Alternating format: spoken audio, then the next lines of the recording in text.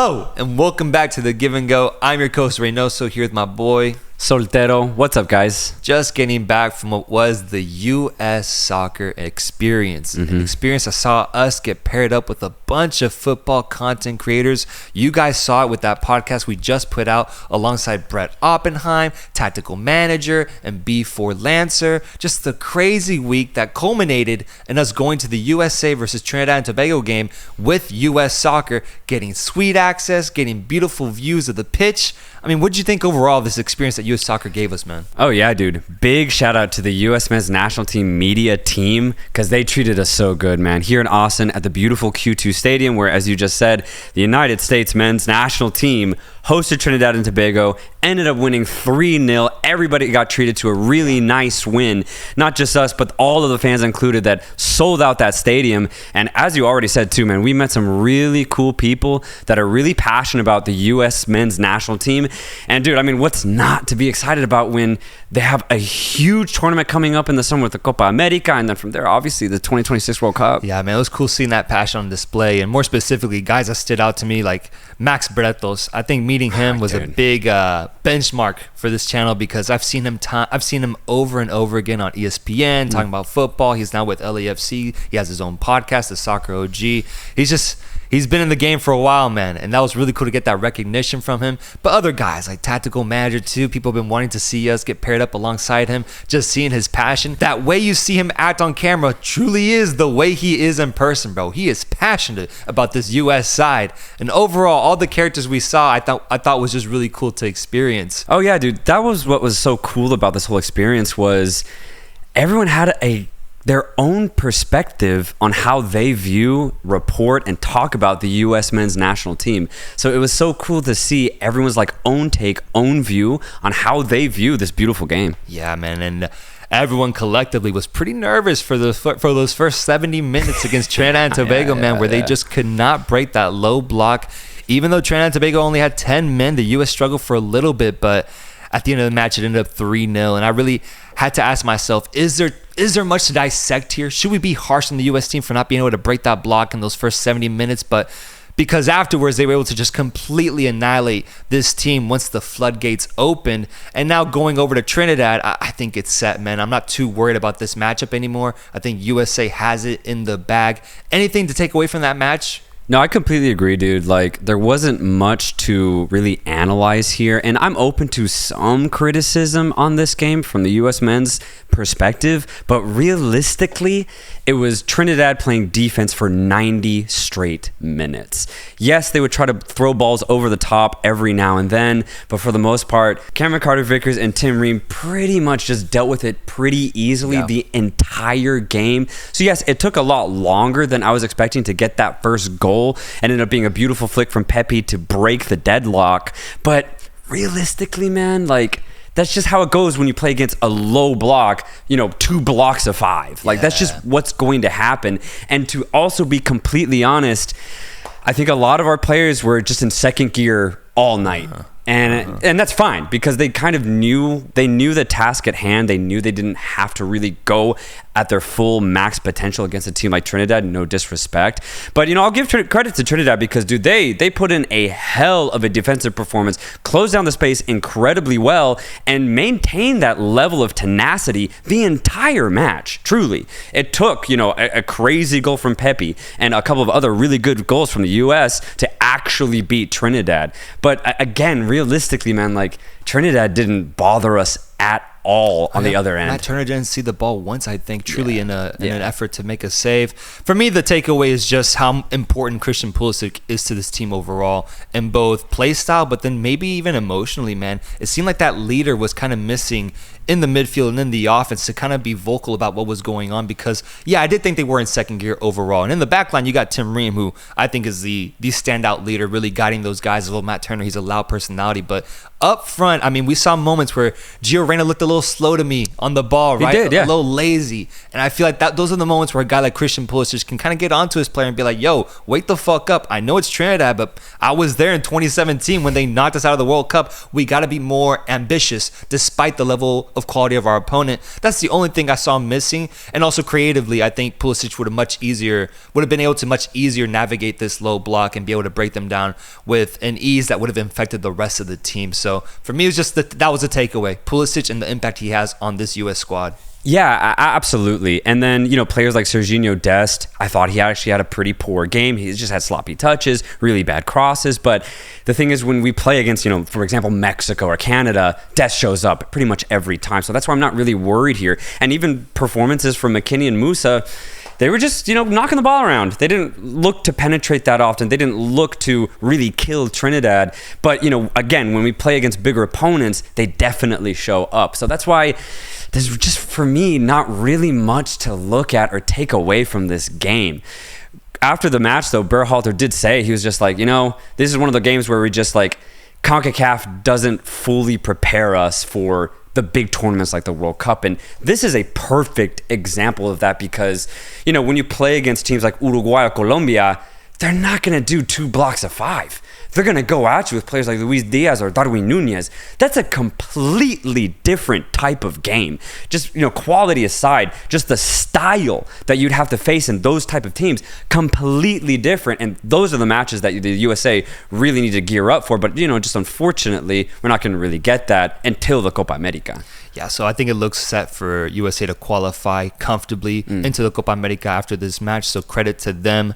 Where there is a little bit of a questionable nature as to if they will be able to qualify is with my Mexican squad. Losing 2-0. 2-0, bro, to Honduras, a team that just a few months ago, they completely dominated 4-0 in the Gold Cup. But this Honduras team, before I even get into Mexico and I express my emotions, people lately have been trying to bait me into talking shit about Mexico with tactical manager sitting right here and really just throwing his shots. But I think I represent that frustration and that kind of pessimism towards the Mexican squad right now because these kind of results don't get to me anymore, man. Yeah. Whereas in the build-up to the World Cup, it did matter to me a lot more. Nowadays, this is fitting of this Mexican squad, and I'm already starting to get into it. I don't want to because this game was about Honduras, bro. Oh, my God. This game was about Honduras. An insane result to pull off just months after seeing one of the worst Honduras sides we've ever seen in that Gold Cup tournament overall. But what's different about this team is that this time around against Mexico, only 3 players that played in that 4-0 demolishing just a few months ago played in this match. The rest were new players, a different side overall that we saw from Honduras. And at the Estadio José de la Paz Herrera Ucles, in a match officiated by Juan Calderon on November 17, 2023, we saw this incredible front four of Palma, Rodriguez, Lozano, and Rivas just dissect this Mexican team apart. And it's the beautiful part about CONCACAF, man, because I know people so many times talk about, how every single match is tough in CONMEBOL because of the atmospheres that are provided. I think CONCACAF has a little bit of a version of that. I think it's not at its full potential because sometimes we do see teams just get absolutely blown out on home soil. But I mean, bro, we think about moments like Trinidad beating USA in 2017 at home. Moments like Costa Rica defeating Mexico in 2014 in the build-up to the World Cup and essentially knocking them out until there was a fucking miracle that pulled us into the game. And now in Honduras in 2023, we saw a stadium full of Hondurans just absolutely going crazy with a historic victory over Mexico to win it 2-0 and now put them in true danger of not qualifying for the Copa America outright. When you look at the TUDN highlights on YouTube, all of the comments is nothing but praise for Honduras. And I think that says 2 things. One, Honduras had an incredible match, as you just already perfectly put. The best Honduras performance I've seen in over 2 years. I think so, man. They've been horrendous. Yeah, they've been really bad. They've been really, really bad. But Reynaldo Rueda comes in after a couple of really questionable coaching hires. I think he's going to be the guy already showing to get this Honduras team back to really good form, especially for this beautiful Central American country. And then the other thing it says is that people don't expect much from Mexico, man. No one's not even mad anymore because they shouldn't be. If you really know the state of this Mexican national team, they're mid. Like, yes, they're going to beat, teams that are weaker than them, but when it gets to this upper echelon of teams and even feisty teams that are just below them, Mexico can't crack it, dude. They can't figure it out. What's really confusing about this performance from a Mexican perspective is that their last game against Germany a month ago, they look great. Yep. They look fantastic. But on the day against Honduras, I think they got really complacent. And as you said, that atmosphere in Tegucigalpa, I think honestly shook them. They didn't know what to do. And Honduras instead used all of that energy and just basically killed Mexico. 2-0. That first half for Mexico was horrible, Dude, man. Chucky was shooting from like midfield, man. Dude, that's all we had going for us. We could not string together more than 2 effective passes in the final third because every single attempt was getting gobbled up by Honduras. And then in return, Honduras in transition looked so deadly. Yeah. I was I did not see this coming, by the way. An incredible performance from Honduras, as you said, like Rivas, Choco Lozano, Luis Palma. Yeah. By the way, having a pretty good season in Europe. Playing Champions League football. Yeah, playing Champions League football against Atletico.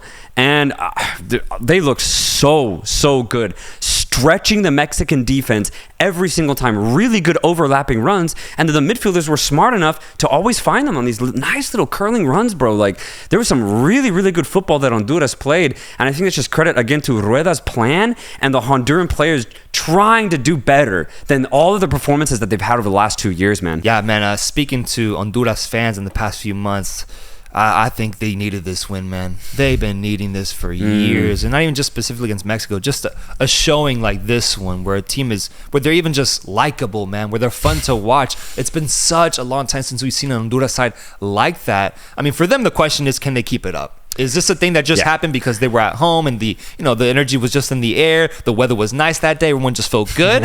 Or is this a thing that can actually be sustainable? For them, if they can keep this level up, then they can actually find themselves in the Copa America by defeating Mexico in this upcoming match as well. But for Mexico, I mean, my biggest complaints out of what Lozano did, because I do think he could have approached the match better, was starting Romo and Eric Sanchez in the midfield. I think we've just seen it time and time again. When you have Edson as that sole pivot in the middle, you cannot pair him alongside Romo and Eric Sanchez, who are just two overall stale midfielders. They need something more electric. A guy like Luis Chavez, who I don't know why didn't start this match. Had to come off the bench, I think, in like the 60th minute and eventually got his moments. But I think that was one big red flag of Jimmy Lozano's approach to this match.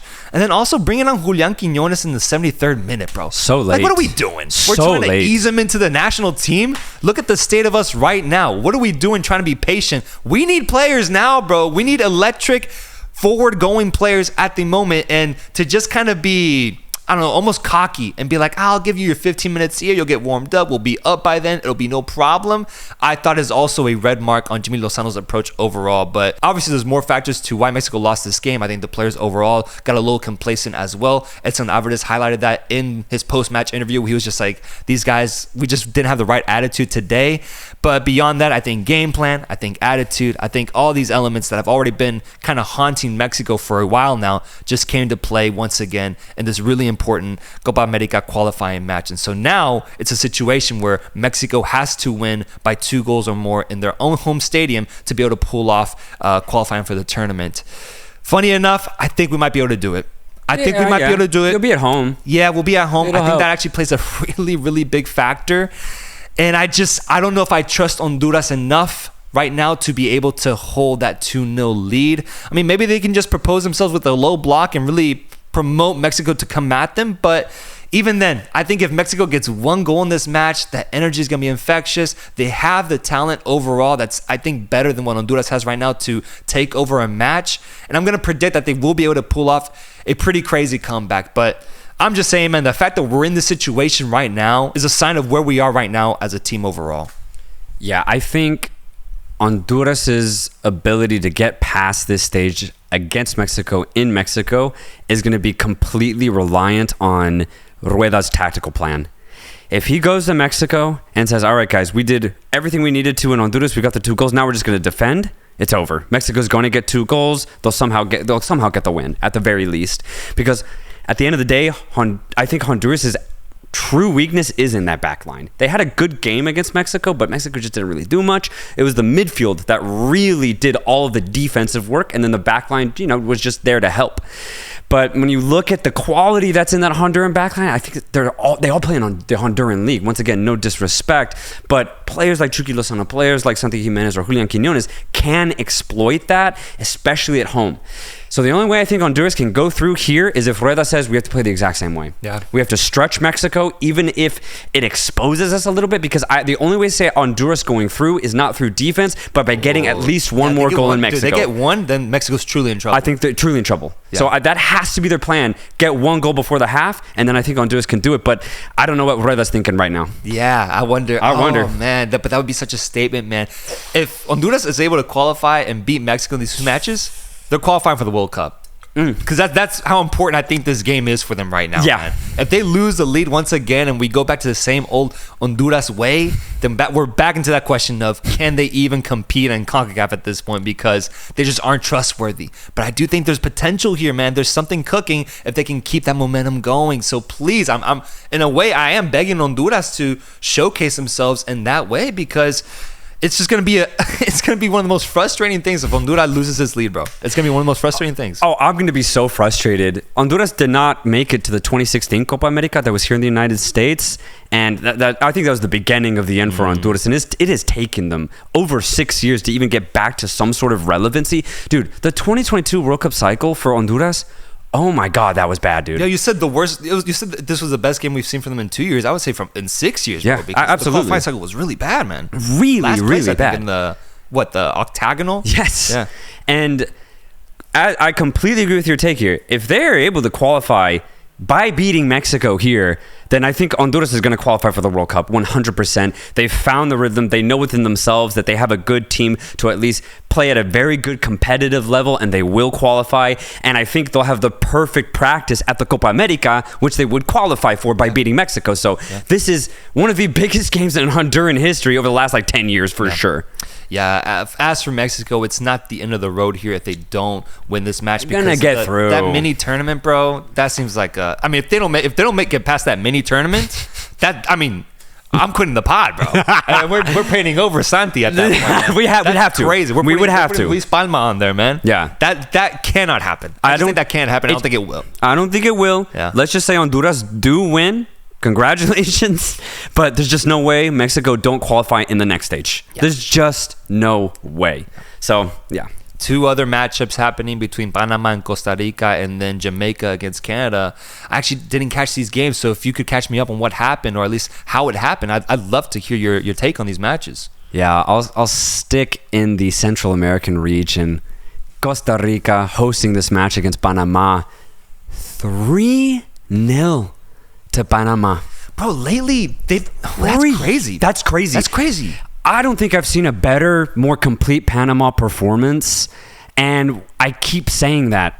That's why I'm really excited about Panama, because over the last 12 to 14 months, every single game, this team's just getting slightly better and better and better. And it's culminating into this crazy Panamanian peak because, dude, Costa Rica got dismantled by their Central American rivals. Usually this is like the USA beating Costa Rica 3-0 or Mexico in their heyday. Dude, Panama did this to their neighbors. And that's crazy, man. And they did it in Costa Rica. Oh, wow. It was away from home, bro. That is dirty. It was dirty, That's dude. dirty. The Costa Rican players, once they conceded that third goal, they were all like, they almost started crying. They couldn't believe it. Yeah. And the Panamanian players, dude, looks just so ready to do this. Yeah. And I've been on them. That's why, like, I praised them in that Gold Cup final against Mexico. I've been praising them. We've been praising them. And it's just so good to see, again, a team that actually fulfills the potential that they have, dude. For me, the biggest thing was, I remember when they qualified for 2018 in one of the most crazy ways, right? That old golden generation, at least what we thought was the golden generation of Panama back then, they actually managed to bounce back from that, man. Like, usually when a golden generation like that ends, it's turmoil for the next 8 years. Yes. And we're seeing that with Costa Rica. That's what they're going through right now. But Panama instead grew a new, fresh crop of Panamanian players that are even better, bro. Even better. Because to me, this sounds almost like what we saw in the Gold Cup when they beat Qatar 4-0 or something like that. They cooked them, bro. They were dancing all over the pitch. They're scoring beautiful goals, and the whole team was on fire. they did this once again, but to their neighbors, away from home, in an actually meaningful match. Beautiful to see, man. Beautiful to see. And again, one thing that I just love about this team is their tactical game plan from Thomas Christensen. Every player has a very specific role on this Panamanian team, and they play it to as near perfection as they possibly can. You know, you have Joel Bárcenas as a wingback, but he's honestly kind of like a winger slash midfielder, so he is not afraid to cut inside, occupy like a number 10 position, and then pull the strings from there, or he can stay out wide and just sling in crosses. Yeah. And then on the other side, you have Marseille player playing in France League One, Michael Murillo, who scored a beautiful free kick, by the way, in this game against Costa Rica. He's class. He's absolute class. So you have that type of talent on the other end, and that's what Panama's so good at doing, dude, is they spread the pitch, and they have the perfect pivot in Carrasquilla in the middle. Yeah. So you have insane talent on the wing, and then you have the perfect guy in the middle who has just a little bit of flair and also the know-how to get it out there too. Damn. So this team's so fun to watch. I highly recommend watching Panama right now because they're one of the more informed teams in all of world football. Yeah. I mean, it's going to be a party then in Panama. Oh, dude. It's going to be a party, It's going to be a party, Already man. up 3-0. That's one of the best situations you could have going into the second leg. Yeah. Then they look good to qualify, bro. That's amazing. Panama's going to Copa America. They're going to the Copa America, man, and I'm just so excited because I think whereas in 2018, they just went to just kind of be there, I do think they're going to go to this Copa America in the United States and try their best. Actually try and maybe get out of the group stage and do something crazy. I'm not saying they will, but man, if there's ever a team that's been determined to try and change their history, Panama's on it right now. Then would you say with ease they're a top 10 team in the Americas? Because we talked with the USA boys, the US Avengers, and we said that USA was probably around 3, was probably around 4, maybe 5. But then really thinking about it, could Panama sneak into that? 5. I think from 7 to 10, I do think they get in there, bro. The quality drops completely. If you say Ecuador is like 6, so that leaves 4 spots open. Chile's in turmoil right now. Venezuela's actually doing pretty well. 10th. Yeah. I would say Panama. I'd put Panama over Venezuela personally. Peru's doing really bad. So then Bolivia, they're not bad, but I think Panama's better. Colombia, they're what, 6th, 5th. So then would you put Canada in that top 10? I don't know. No, Panama's playing better than Canada right now. I think you could put them in top 10. I think you could. Yeah. That's crazy. That is crazy, man. Especially considering like where they were just even like 3 years ago. Yeah. Their ascension has been ridiculous and so impressive. Yeah.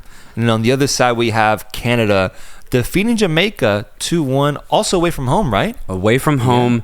The game got postponed, and they had to play like a 7 a.m. game the next day. I wasn't aware of that. Yeah, that's crazy. Yeesh. But Battle of the Bums, man. Canada and Jamaica disappoint me so much, dude. Damn, so I thought when I looked at the score, I was like, oh, this is like one of the most notable results from Canada since the World Cup, honestly, because I didn't think they did great in the Gold Cup either, and they didn't do good in the Nations League tournament that happened either. So I was like, been looking for that Canadian team to show up. I was like 2-1 away from home. That's solid. What do you mean, then? It's solid, but the football is just not there. I mean, you compare it to the performance that Panama put in, you compare it to the performance that Honduras put in, even the USA to an extent. Like, Canada got the win and they did deserve it, but they just don't do it in style anymore. You know, they've really lost that zip that they had ever since they qualified. It's just been a downhill ever since, and I think it's getting worse. Yeah, I really do think it's getting worse. And to keep talking about Canada, one of the most low-key like letting goes of a coach that they had a month ago. Yeah, Herdman's no longer the coach, and it just happened. It was just a mutual consent. And that one really shocked me because after they got eliminated in 2022 in the group stage, Herdman was like determined to turn this around, to have Canada have a good performance in 2026 because they're already qualified, right? And I believed him because he was so vindicated in his words. And Canada have some good talent. And then a year later, not even, Herdman's like, all right, I'm just going to leave the project. Really weird. And just disheartening, but it's where Canada's going right now. Down, dude. Mauro Biello is the interim coach right now, and I just don't really see any new ideas. He's going with a slightly more conservative approach. That's fine, but when you just look at the talent that they have, Buchanan, Davies, Larin, David, there should be more to utilize here. And the way that they were playing in qualifiers for the 2022 World Cup, I just don't see it anymore. And I Well, then, bro, that just says more about Jamaica to me, then. It's even worse. Jesus Christ. It's even worse, bro. We thought they were doing something, too, during the Gold Cup. Getting these players to actually participate and show up for the squad. The names on paper. We talked about how they could potentially be the third best team in CONCACAF if they wanted to. Losing to a Canadian side that's completely lost. Completely lost. They move the ball too slow. They just don't have the midfield. Their defenders make mistakes too often. And then, I've said this before, I'll say it again because it happened once again. Leon Bailey and Michael Antonio completely lose their form when they put on a Jamaican shirt. Leon Bailey missed a couple of chances that he easily knocks in when he plays for Aston Villa. Crazy. It doesn't make any sense. Historic year with Aston Villa right now. He's like one of the key players. That's the thing. And I see Bailey for Aston Villa, and I'm like, oh, he's having a great year. And every time he plays for Jamaica, dude, he looks like shit. Yeah. And it's the same thing with Michael Antonio. They just put in less work, and when they get the opportunities, they don't put them through. Leon Bailey had 3 good chances in this game, did not put away a single one. And that's just the state of Jamaica, man. They're cursed. I don't know what it is. Because if this doesn't do it for them, then they need to reset. They need to completely restructure themselves. I don't know what's going on with them, but the Reggae Boys are once again looking like a weak side.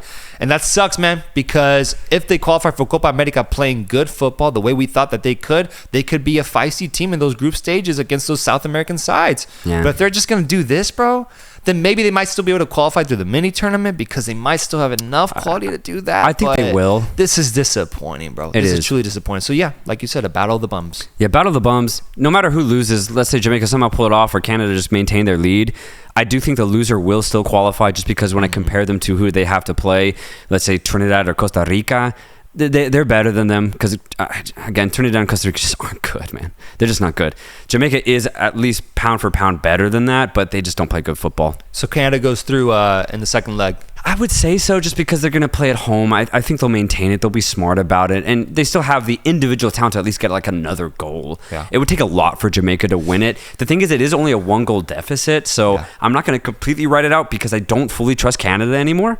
Honestly, I think that game will still be tight. Yeah, I'm interested to see that. I just don't see Jamaica as much of a threat, bro. Yeah. That's my thing. Yeah. Offensively, despite the names they have, I don't think they're that threatening.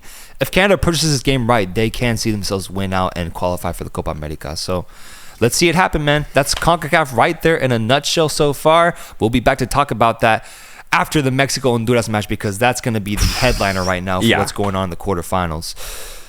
You mind going to Europe real quick, bro? Let's go to Europe. Let's talk EUROS qualification because we're starting to see that kind of get closed out a little bit with more teams qualifying and other teams getting eliminated. For me, the headline of what's happened so far during this cycle is Norway. Yeah. Bro, are we just never going to see Erling Haaland on a major international stage? That's what it's looking like, man. I don't get it. If they can't qualify for the Euros, I don't know if they're going to qualify for the World Cup. Like, they're going to have to really change their performances and be way more consistent because it's essentially the same thing. It's just big groups of like 6 or 5 or whatever the hell, and you just play each team twice, and they can't do it. Yeah. Like, they can't do it, man. It's not even really Erling Haaland's fault. It's just nobody's fault. They just don't have the crew around him to support him on a week-to-week basis. Because I look at where these guys are playing. I know. It's not that bad, bro. Yeah, they have players in England. They have players in Italy. They have there's some good talent. And then there's Norway. Actually good players like also coming up, like rising, not at Haaland's level, but like young kids that have that talent, that have that experience, and it's just not mixing. I don't know if it's a matter of coaching then. I don't know if it's a matter of a strategy or how to best utilize these players, but for Norway right now, I'm truly disappointed with this failure to qualify for the Euros because at first I thought it was about timing. I was like, okay, they couldn't qualify for the 2022 World Cup because Haaland was still young during that cycle. Odegaard was still on the come up. But for this specific tournament, I was like, it's time, man. Odegaard just had the year of his life with Arsenal. Haaland second place in Ballon d'Or voting. And then you just throw in some players that are just good enough for the team. It's going to happen this time around. But no, man. Once again, failure is there to meet them at the doorstep. And Norway finds themselves disappointing on the international stage. I'm so disappointed, man, because just the thought of Haaland doing nothing during the Euros next summer, that's depressing. Yeah. It's a shame. Every Norwegian player should be ashamed of themselves. Even Haaland to an extent. Like, come on, man. It's pretty insane considering, like, he was the best number 9 last year in the world. And he's not going to be on the biggest stage in Europe this summer. It's ridiculous because that means that Haaland's international legacy, best case scenario, won't start until 2026. Good Lord. And that gives and guys like Mbappe 3 more years to add more of that history, more of that tenure of what they can do on the international stage. I mean, if Mbappe goes on to win something with France at the Euros, or even goes on a deep run, you have Musiala cooking up too, all the Spanish players too. Like, Holland's getting left behind in that sense, man. And I truly do think it matters, because I do think the team's good enough, man. I do. You got Mo Salah going crazy with Egypt. Obviously, Africa's a little weaker overall, but somehow, some way, he found a way to maximize his potential on that team. I don't know if it's a matter of Holland specifically or the team around him, but I need to see more, man. And if they don't qualify for the World Cup, then what's the next thing they have to look forward to? 2028 Euros, bro? Yeah. That's crazy, man. The stakes and the pressure that's on Norway now to qualify for the World Cup, because if they don't, it's going to be 5 years, bro, until we see Norway on a major international stage. This could get ugly, bro. This could get really ugly if we keep going. Holland, finds a way. Wait, imagine. He just never qualifies, bro. He just never does. Norway never figures it out, man. FIFA, gets empathetic, and they let him switch nationalities. He becomes English? He becomes English. He'd be perfect for England, dude. It'd be fucking crazy. Perfect. This whole situation really makes me so thankful of Wales. Getting Bale to a Euros, Bale to a World Cup. And when you look at the team that Bale had around him, there's some good players, don't get me wrong, but there's also a lot of players that, were in the lower end of English football, maybe even the second division. Yeah. And they still were good enough to qualify for these major tournaments. Yeah. And so, it makes me really realize that Norway is really underperforming here. Yeah, but man, even a team like Iceland found a way, bro. They even found a way during a tougher time to qualify for the World Cup.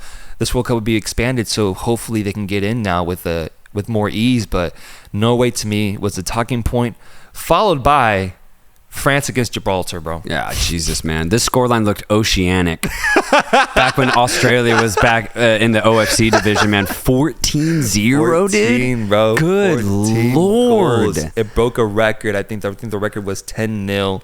That was the biggest defeat in Euro qualification, 14-0. For me, it just kind of shows the extremes that the Euros and European qualification can sometimes have with how high of competition you can face. You got like England and Italy going at it 2 times in the qualifying cycle. In the meantime, you also have teams like Gibraltar conceding 14 goals to the best team in Europe right now. It's crazy that how drastic the region can be at times with the low lows that some teams can reach, bro, because I was not aware, bro. San Marino hasn't won a game in 10 years. Yeah, and they only score once every blue moon, dude. Yeah. It's rare for them to even get on the score sheet. It's fucking rare. There's a Twitter account dedicated to just following San Marino, bro. This guy loses his goddamn mind anytime they score a fucking goal, and they can be down 3-0. He's just happy about that single lone goal. It's crazy, bro. That might be the worst team in world football. Oh, yeah. The disparity is insane, but one thing that I was really happy about, though, is that this game was in France. So it's just a goddamn party, man. Yeah. A goal every 5 minutes. Come on, man. That'd be so fun, dude. Did you see what screaming nonstop, dude? Yeah, bro. Imagine you're drinking and you just got that buzz going, bro. You turn around, you just see a banger from Griezmann. Hey. You go get a drink and you miss 2 goals, but you come back and you still get more, dude. That's an amazing. More. You're right. It's an amazing stadium experience. Amazing stadium experience. So I'm just happy that if that was in Gibraltar, I would just be depressed. Did you see what Didier Deschamps said at halftime? No, what'd he say? Video already came out. Someone was filming him, and I guess he was okay with it being released, but they were up 7-0 at halftime, and he was giving his speech, and he was like, boys, I don't want you to stop. I want you to keep going. And he said, he prefaced it, I think the translation was, if it's of any interest, the record is 10-0. You can smash that in the second half if you keep going. I want to see persistence, I want to see dedication, and I want to see you match that first half performance once again. And they did. So they doubled it right away. A lot of people on Twitter are debating, is that a sign of bad sportsmanship? No. Or if you're a championship winning team, is that how you should be thinking? No, you kill every opponent you have. I don't care who you're playing, man. If you're playing against 10-year-olds, you kill them. Do you, bro? Yeah. Holy shit. Hey, you teach them a lesson. It builds character, man. These Gibraltar players are, God. They're never going to live that down. No. It's going to have nightmares for it for the next 20 years, every single one of them. Yeah. But that's what you get when you play against France, man. Either you're ready or not, and they just weren't. They weren't. They did get a red card, but again, that's on them. That's on them. And then the own goals, too, that to start off the match, I thought were just abysmal. Like, they shot themselves in their own foot. So, France 14, Gibraltar 0. Crazy results. You know, one thing I am happy about, though, too? I'm really happy that Szoboszlai's Hungarian. That was literally my next topic. No, really? Yeah. Dude, like, in a world where a lot of the top quality footballers are Western European, you have Dominik Szoboszlai balling out for Hungary, and it is a beautiful sight to see. You see the goals that he got today, dude? Yes. Oh my God. In Hungary against Montenegro, who took the lead 1-0, Hungary come thrashing back, get a really nice 3-1 win. But once again, like, compared to Norway, the quality is like kind of the same. And they're going off, bro. Qualifying already for the Euros, and they're going to be a really exciting team this upcoming summer. And I want to make it very clear here. This podcast is going to be pro-Hungarian going into Euros 2024, bro. And maybe I can throw another team in there because to me, the two takeaways that I had, or the two teams that I was really happy to hear finally qualify for the Euros, it's Hungary. Yes, we've highlighted them. Szoboszlai leading the line, almost like this upcoming version of like what Wales did with Gareth Bale. Yeah. You got a star, man, a star, one of the top players in his position guiding this Hungarian side. But then Austria, man. Austria's another team that I personally have highlighted as a team to watch for a good while now. And we mentioned how if the World Cup was 48 teams in 2022, Austria probably would have gotten in, man, because they were ascending just at the wrong time. But now they managed to qualify for the Euros at the same time as Hungary. I think both these teams are very similar in how they're formed and the players that they have around them. But for me, Austria almost represents more of that camaraderie approach. They don't really have a star outside of like David Alaba, but they have a true chemistry that is attached to them that I think is really helping them get these good results. I think at one point beating Belgium in their group, the toughest team in there. Overall, Hungary and Austria, two teams to watch for that already qualify for the Euros, man. I'm excited. So excited, dude. One thing I love about both teams is they just play really good football. They really do. They're so dynamic. They're so fluid in their approach.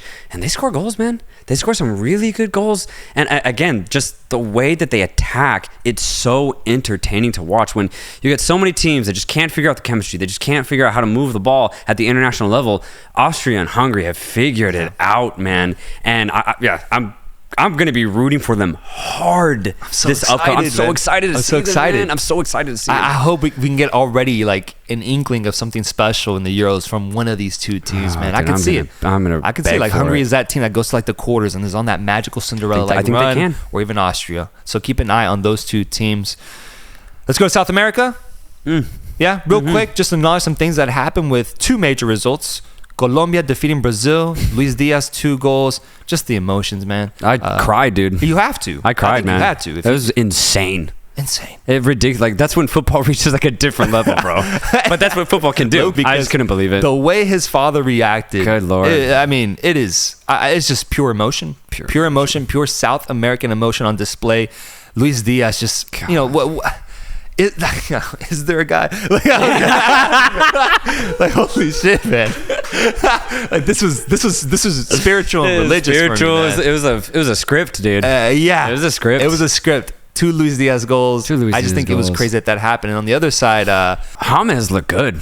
Dude, James looked really good, man. Yeah, got beautiful assists. He got like the little hockey assist on the first one too. James looked honestly kind of old school, which I like. He was just purely distributing, high IQ passing. He looked great. Yeah, man. The opposite really Jamaica. Good. When you put that Colombian jersey, you do better. Yeah. And he's been doing that for years now. I've been waiting for him to kind of slow down on the international stage. No matter where he's at, no matter how much he's struggling on the club level, I think when James walks into that Colombian Federation facility and he just sees his Colombian compatriots and he sees the dances, he just sees that culture around him, something happens, bro. Something happens. And it's why I think he should play in Colombia specifically, because he just needs to stay in that country and just thrive, man. Whoa. Because nothing else is working for him outside of that, of Colombia specifically. Yeah, when he moved back to South America with Sao Paulo, I was like, it's actually a good move because, maybe he could play at a higher level, but it's just not working out when he goes to other clubs. But yeah, dude, going to Colombia would be ridiculous, man. And that game also just showed how, for me, Luis Diaz, like, definitively the best Colombian player right now. Oh, yeah. Like, he is the guy now. Yeah. And that's amazing to see. But for Brazil, real quick, man, they just have had weird performances. Yeah. They look a little complacent. They don't look like they have that drive, that energy that they had in last World Cup qualification cycle. Obviously, it's very early, so they can easily pick it back up and end up topping the group. I'm not going to say that they won't or that they won't have that chance, but yeah, they just look weird. They just look weird. They look weird. Usually they're having fun during these games. Right? Yeah. Usually, and right now it's complacency, but Neymar missing. I wonder how much of a role that's playing into like the team mentality, and Vinny getting injured in this match as well. Scary too for Madrid. Yeah, absolutely. There's a number of international. Gavi got injured today in Spain. Oh, did he really? He got injured and he was crying leaving the pitch, bro. Oh, fuck. Knee injury. I think it might be season ending. We don't know yet. That's not official, but it is a bad injury. No.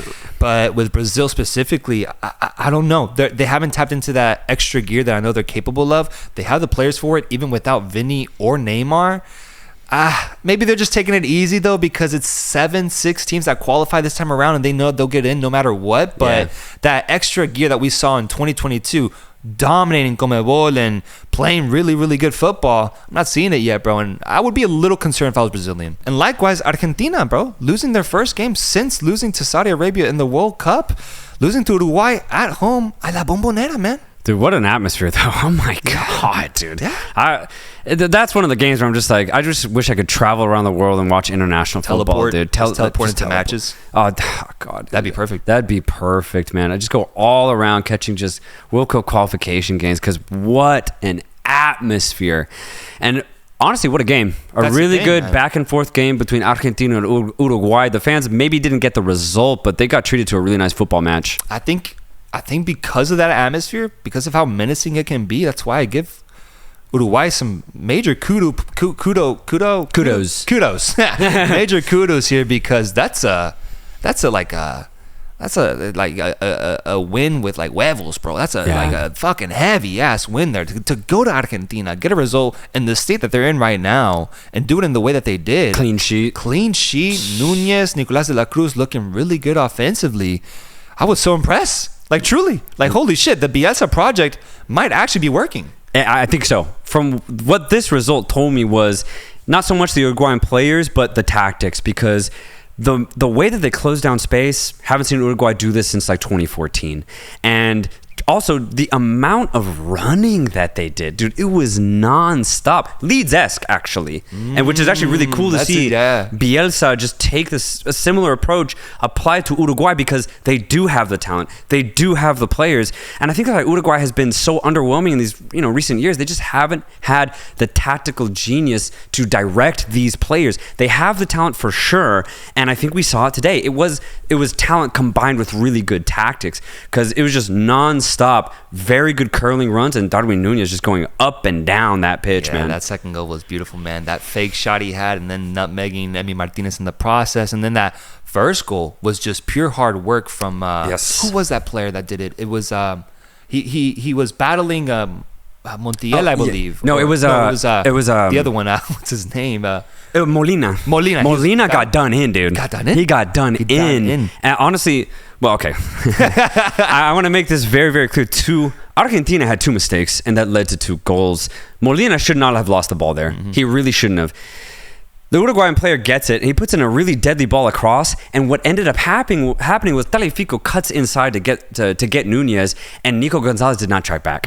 So you have a wide open Ronald Araujo to put it in. A fantastic finish, by the way, but sloppy defending from an Argentine perspective. And then the second goal, you saw the age of Otamendi. If that was Romero or a younger defender, he catches up to Nunez. That's true, man. And not only that, the pass happened at the halfway point, at half field. It's a really bad defensive mistakes for both goals for Uruguay.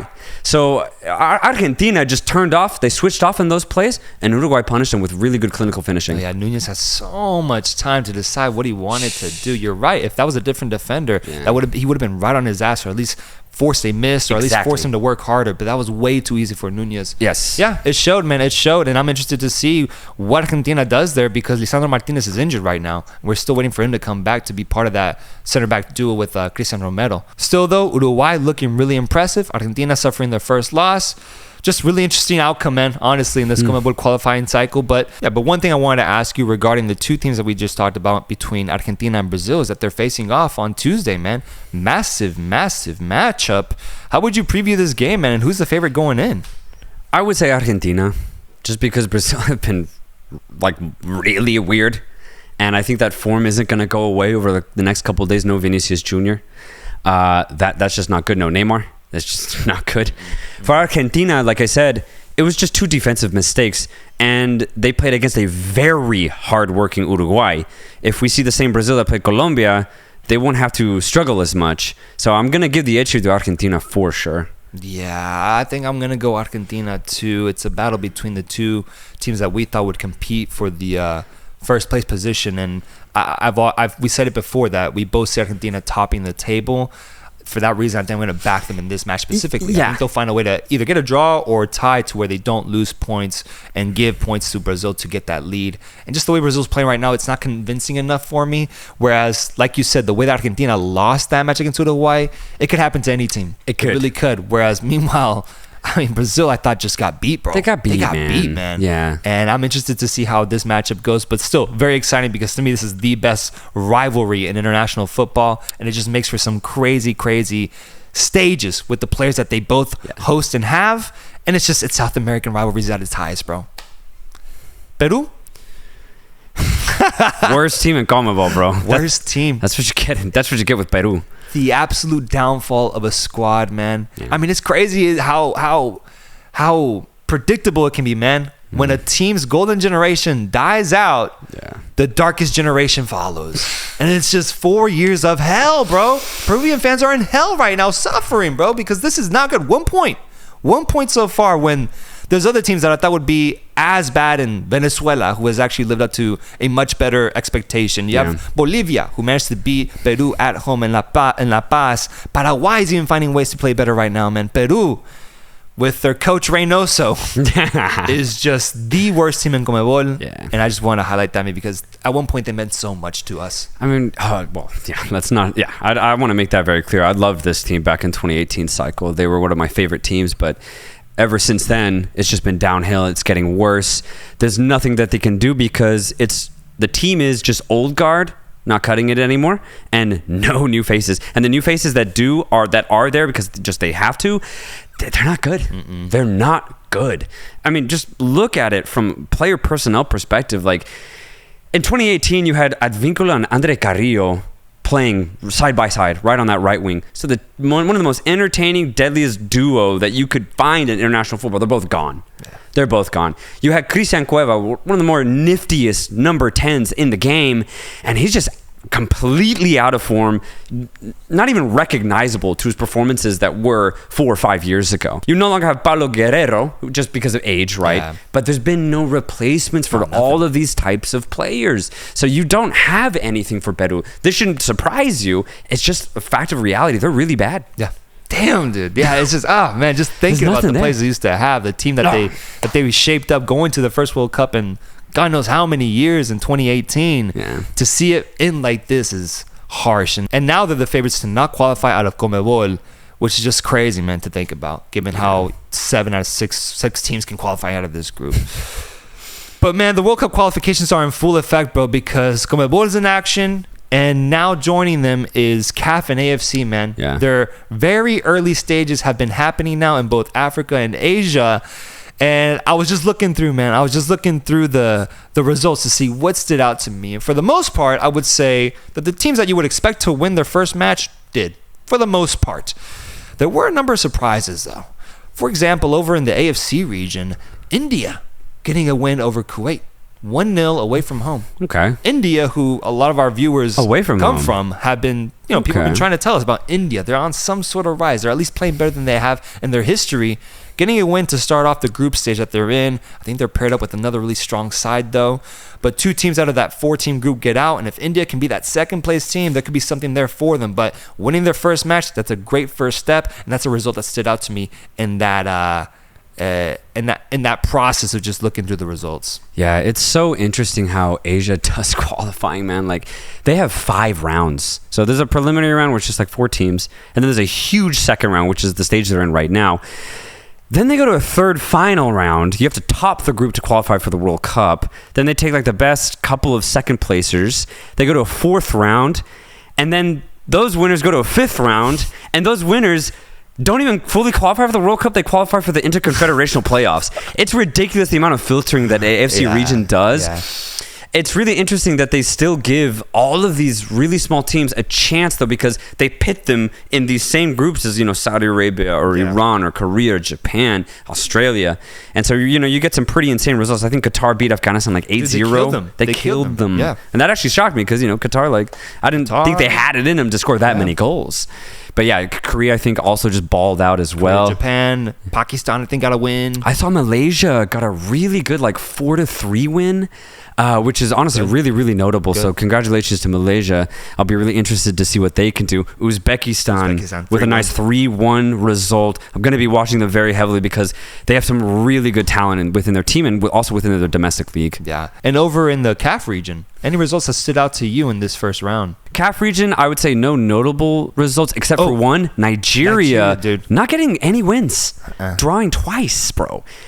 And this is like the take that we had, like a year or 2 years ago in the AFCON. Yeah, man. Nigeria underwhelmed, and they're one of the international teams that actually can't figure it out. Yeah. They just can't figure it out. No matter the talent that they have, no matter the coach that they try to bring in, and no matter the deep runs that they make, they find a way to disappoint.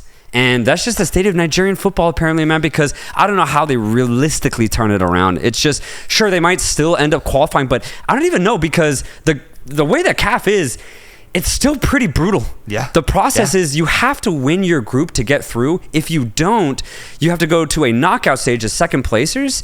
And if you win that stage, you just qualify for the interconfederational. Yeah. So you have to win your group to get a direct qualification. And there are some groups that have 2 or 3 good teams within one group. Well, we saw Egypt and Senegal go at it in the World Cup qualifiers. There you go. Two top African sides. Only one of them could go through, man. Yeah. That's hell, honestly. And we've talked about Africa potentially having the toughest qualifying cycle so far. It is going to change a little bit with 48 teams, but still, I think it's really, really hard. It's still hard. And Nigeria specifically, man, if we were so hard on Jamaica, I think we should be even critical of Nigeria because their talent, I think, exceeds what Jamaica has to deal with, man. Nigeria has names, bro. Ballers. There's a lot, some man. Decent Just looking players, at the list man. right now, Victor Boniface, Tarim Mofi, Awani, the Nottingham Forest forward, Ian Nacho, Moses Simon, Iwobi. Do you want me to keep going? Calvin Bassey. It's crazy. There's actually really good talent.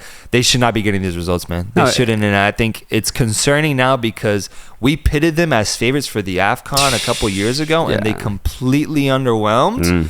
If that continues, bro, then we're going to see a very, very bad ending for Nigeria in terms of qualification for the World Cup, but also a waste of talent that they have right now because there could be that argument of them having the most talented Nigerian side we've ever seen. Yeah, and another really disappointing team that just can't fully figure it out, but might still qualify, maybe, is Algeria. They haven't been good for several years. They weren't able to qualify. They had a crazy game against Cameroon. But I saw the game against Mozambique today. Mozambique had a brilliant first half, by the way. So shout out Mozambique because the only thing that they were lacking was quality to finish. But their chance creation was brilliant. Their closing down of the space was awesome. They worked really, really hard. And honestly, they had way more chances and way more meaningful chances than Algeria in that first half. The only reason why it ended 2-0 in Algeria's favor was just because of the pure pound-for-pound quality that Algeria has over Mozambique. That is the only reason, and it might be the only reason why Algeria qualified for 2026 because the football that they're playing is so boring. But they've been like this for a while, man. They have so much talent, but they cannot find chemistry within each other. They seriously solely rely on the individual talent that they have, and it is enough to a certain extent, but once you get to, playing against teams like Senegal or Egypt, Morocco, Algeria's not going to win those games, man. And that's really disappointing because Algeria has such an amazing footballing culture. They're so passionate about the game, and they have some true talent, dude. And they just don't play good football. And I think it's indicative of why they haven't won an AFCON, why they haven't even gotten, there, why they haven't been able to really qualify for the World Cups since 2014. It's just really poor from Algeria, and I just don't see anything different. Do you think they could be better, though? Do you think there's they're not tapping into some potential that they have, or is that just what they are? Yeah, I think they could have way more chemistry with each other, dude. They don't do anything. They just get it out wide to basically Mahrez, or they try to utilize either Buneja or Isam Slimani as a pivot to just hold the ball, and then they just try to get it to an open player.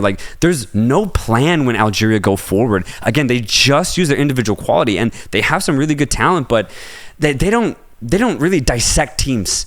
They just get that one chance, they finish it, and win the game 1-2-0. And I just don't. Sure, again, it'll work against teams like Mozambique, but it's Mozambique. It's bro. Mozambique. Yeah. Against teams where you really need to win, I don't see Algeria pulling it off. Damn, that is crazy, because going into this AFCON tournament, preparing myself and my own takes for it, I don't see Algeria as a contender. No, I really not don't. really. I don't even think about them as a team that's that threatening. Cameroon's better. Ivory Coast is better. Yeah. Morocco's better. Egypt's better. Senegal's better. They're so much better. Algeria's just kind of there because they have talent. Yeah, they're about a mid-team in Africa then right now. That's where we have them, because they're going to beat those lower-level teams, but they're not going to compete against the elite ones, and that's what they are. But I don't think they have the potential to be that, though, personally. Outside of Riyad Mahrez, they have an aging Slimani who is in his last few days. and Riyad Mahrez is also getting a little old. I would love to see him actually be able to, get a team surrounded around him. But I know that there's good players that they have that are still pitted in European sides and they're solid. Yeah. But overall, I don't know. For some reason, Algeria hasn't enticed me these last few years.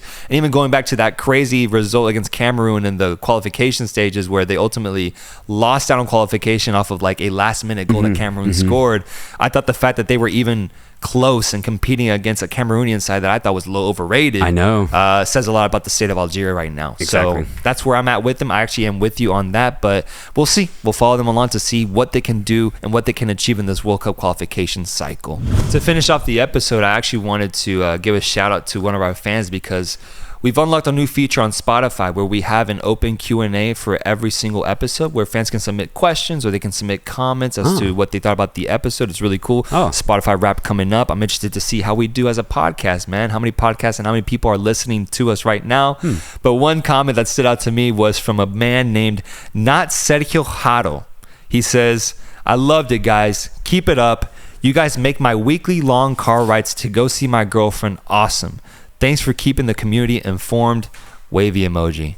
So shout out to him. I just want to acknowledge his comment. The idea of him even hearing us before going to see his girlfriend is nuts, bro. But shout out to him, because I think it's just awesome that we have fans listening to us in all places possible, bro. Oh, dude, it's warms my fucking heart, dude. I really do mean that. Let's keep talking footy. Let's keep talking about world football. Let's expand our horizons as far as the football that we consume. Let's have this direct communication with our fans and them with us. We have so much more to talk about, dude, over the next year, man. And we're going to have a lot more content for y'all coming up. So, stay tuned. Yes, sir. And if you want to submit a question on Spotify after listening to one of our episodes, that feature is available. So please send your questions, and we'll definitely try to answer as many as we can in our future episodes. For now, rate us 5 stars on all platforms possible. We'll be seeing you guys soon. Peace.